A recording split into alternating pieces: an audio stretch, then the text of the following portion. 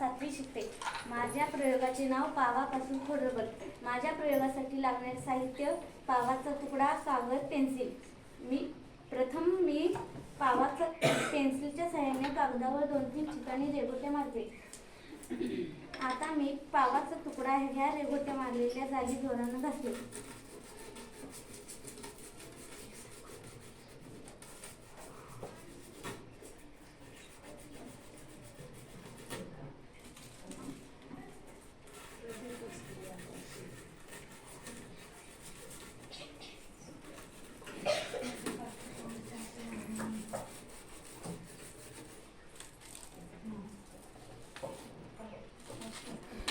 तुम्हाला काय दिसले?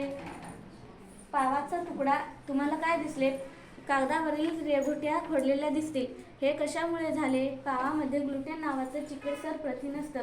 जेव्हा पेन्सिलच्या सहाय्याने कागदावर 2-3 ठिकाणी रेघोट्या मारतात तेव्हा पावाचा तुकडा कागदावर मारलेल्या रेघोट्यावर घासतात तेव्हा पावातील चिकट पदार्थामुळे कागदावरील सर्व रेघोट्या नाहीशा होतात.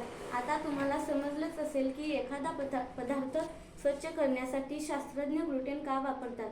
ग्लुटेन नामक चिकट प्रथिन असलेला पाव पेन्सिलच्या रेषा खोडेल, पण बाकीचे डाग ग्लुटेनने खोडले जाणार नाहीत. धन्यवाद.